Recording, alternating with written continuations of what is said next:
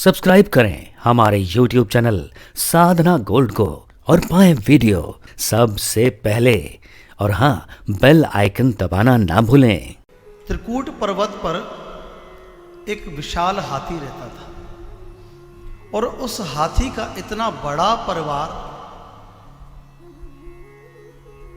दर्जनों उसकी पत्नियां, दर्जनों बच्चे,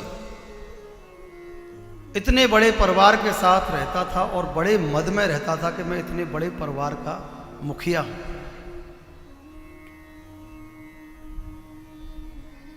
एक दिन की बात, पूरा परिवार एक सरोवर के निकट पहुंचा जल पीने के लिए, लेकिन उस जल में एक ग्राह बैठा हुआ है, घात लगाकर बैठा है कि कोई आए और बस उसे पकड़ ले।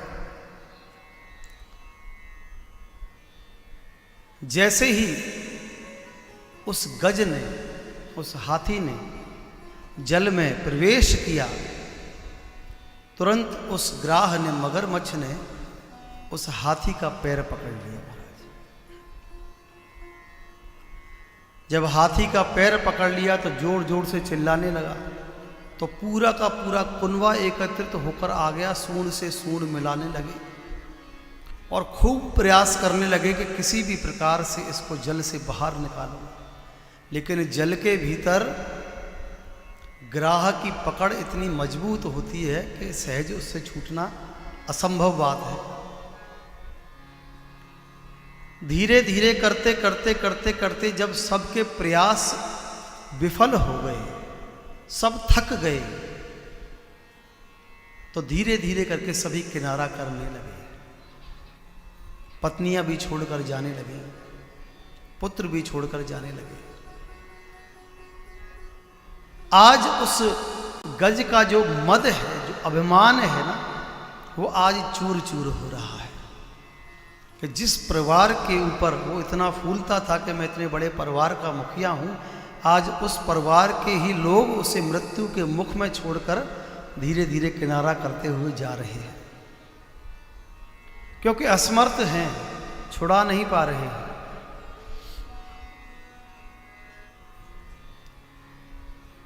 तमाम प्रयास किए,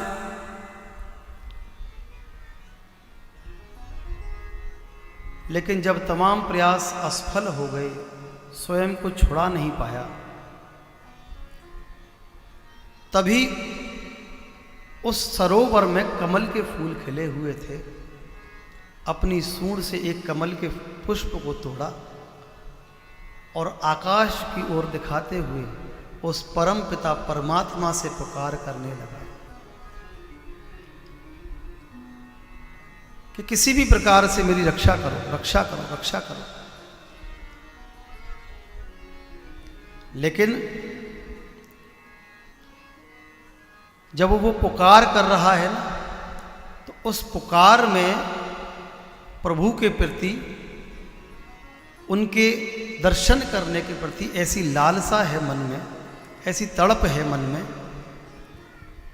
तो जैसे ही उस हाथी ने प्रभु को पुकारा है, श्रीमन नारायण अपने गोलोक धाम में विराजमान है।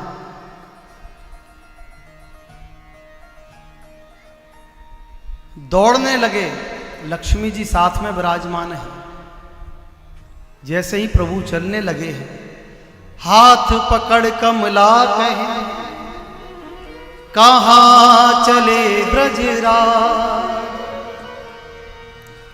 हाथ पकड़ कमला कहे, कहाँ चले ब्रजराज। हाथ कमला ने सुनी गजराज। जैसे ही चलने को हुए, लक्ष्मी जी ने हाथ पकड़ लिया, स्वामी कहां जा रहे हो? प्रभु कहने वाले थे हाथी, तो जब हा बोला ना तब लक्ष्मी जी के पास थे, और जब थी बोला तब तक तो पहुंच गए। बंधुओं, कुछ क्षण के लिए विचार करके देखो, ऐसी कौन सी पुकार उसने की होगी? उसे किसी श्लोक का ज्ञान तो था नहीं, वेद की किसी और भाषा का ज्ञान तो नहीं था, किसी शास्त्र का ज्ञान तो नहीं था। फिर उसने ऐसी कौन सी पुकार की कि एक पुकार करोड़ों करोड़ों करोड़ों करोड़ों माइल्स दूर बैठे हुए भूलोक तक पहुंच गई आवाज। और आज हमारा पूरा जीवन व्यतीत होने को आ गया उन्हें पुकारते पुकारते, लेकिन आज तक प्रभु ने कभी हमें दर्शन देने नहीं आए। जबकि संसार का ये जीव सुलभ भाषा का भी ज्ञान जानता है, वेदों की भाषा भी जानता है, शास्त्रों की भाषा भी जानता है, अनेक प्रकार से वेद उपनिषदों के माध्यम से भगवान को पुकारता भी है। लेकिन ऐसी कौन सी पुकार हुई कि प्रभु को उसे बचाने आना पड़ा।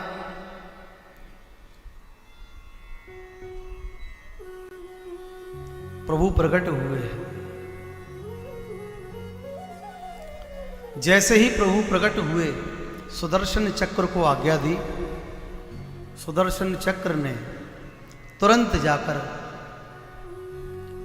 उस ग्राह की गर्दन को धड़ से अलग कर दिया।